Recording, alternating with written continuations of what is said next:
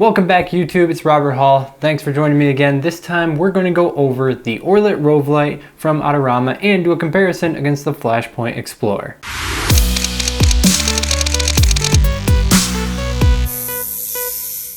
This is Adorama's rebrand of the Jinbei HD610. And it's the successor to the well-known Rovelight 600. There is also a Rovelight 601, which is an updated model just like this one, although it does not have TTL. But everything else that we go over, aside from the TTL, will definitely still apply. So let's open this up real quick. So you get a pretty durable padded case that comes with it. There's also a strap that goes on the outside, packaged on the inside.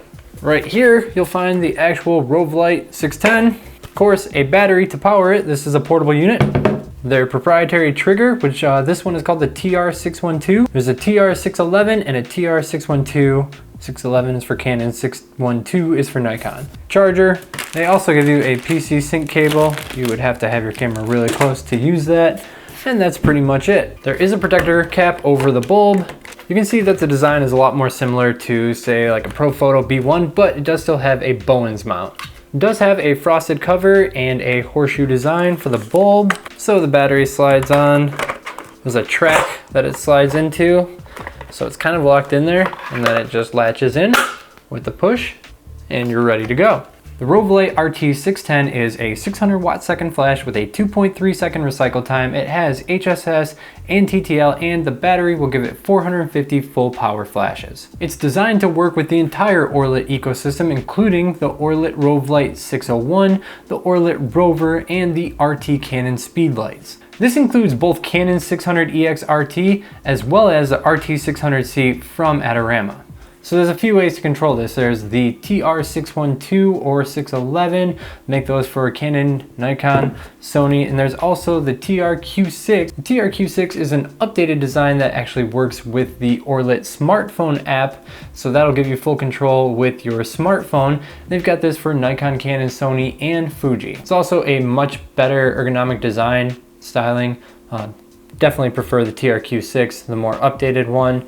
This one has all the controls on the back, whereas this one, they're kind of curved over the top. Although there is no shoe on this one, so no adding an additional flash on top of the camera if you're using the TR-Q6. So whenever I was using a single light, I basically replaced it with this. I use this as my primary outdoor light for a while. So in my daily use of it, never had any issues with it firing. The trigger always synced up perfectly fine. No black bars or compatibility issues with the high-speed sync, although I have read that there are newer camera models that you might have to update this for. I'm still using D750, so it wasn't an issue for me. And I found the TTL to be very accurate, although I'm not a big TTL user, so I didn't use that in a ton of different situations. Now, something I was asked all the time, as this has been popular for well over a year now, and this came out this year with the Rovelight being really popular before the Xplor came out, is which one of these two lights is better. So both are 600 watt seconds, and although watt seconds doesn't always mean a direct correlation to output, in this instance it does. So I metered both of them at the exact same distance with the same modifiers, and in both a softbox and a reflector, they metered at the exact same 10th stop power. So exact powers, so there's no benefit in either of these when going after power. On recycle time, the RT610 is listed at 2.3, while the Xplor is listed at 2.5, but I actually found the Xplor to be a hair faster. We're gonna turn these both all the way up. The point is, it's really, really close, but I did always find the Xplor to recycle in just a tiny bit faster. We're talking like a 1/10 of a second. And once you get lower than full power, it really doesn't make a difference, and these are both recycling at pretty much identical speeds. Both are rated for 450 full power flashes. And while the Rovelight is just a little bit longer than the Xplor TTL, they weigh about the same. Okay, so they recycle at the same speed. They both have the same capacity. They both hit the same peak power. They both have TTL, high-speed sync, a Bowens mount, an AC adapter option, and wireless control. What the heck is actually different about these? Well, first off, I like the design of the Rovelight RT610 a little bit better. I think it's just got a better industrial design, lower profile bulb. I think the battery placement is slick. It feels a lot more durable of an exterior.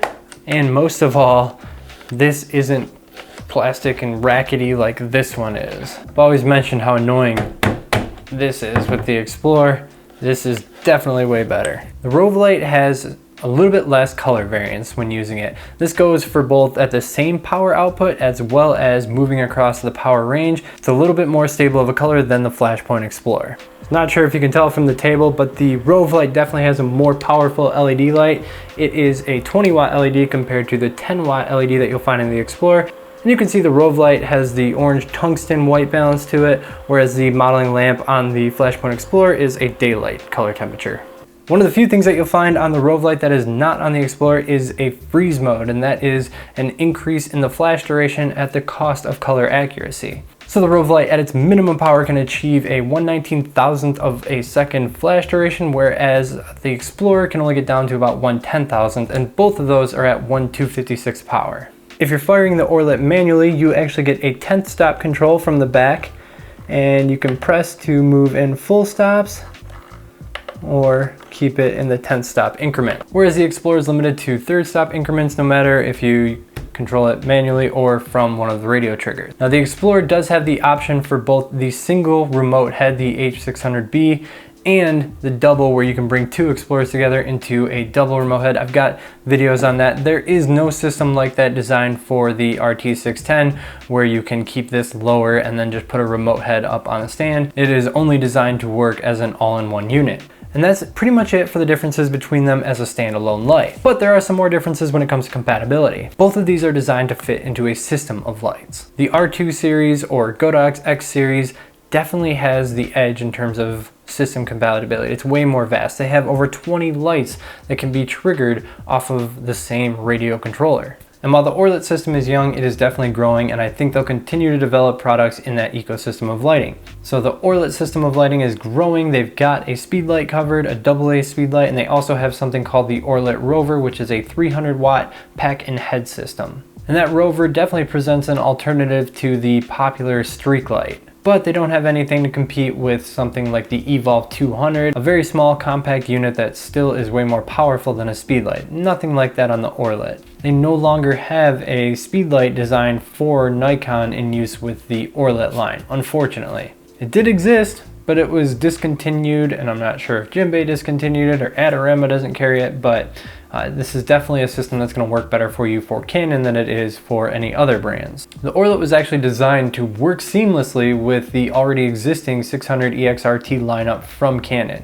So you can use a Canon EXRT2 as a master and controller for the Rovelight 610. You can also use the Orlit brand RT610C, and while I haven't tried it myself because I don't shoot Canon, I do think that the Yongnuo 600 copies that work right with the 600 EXRTs would slot in perfectly as well. So if you are already invested in any of those 600 EXRTs, then this is probably a better choice for you than selling everything and switching over to the R2 series. So overall, I do think that the RT610 is a better standalone strobe than the Xplor 600. I just think with almost everything being the same between these two, that the Rovelight RT610 is a little bit better because of its design and that stand mount and the bulb shape.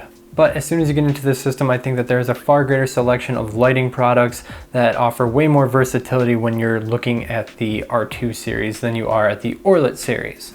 Maybe if Orlit developed something to slot into that 200 watt second and brought back a speed light for the Nikon system, as well as Sony, Fuji, they need a speed light to bridge those type of users, then we might have a little bit of a competition on our hands.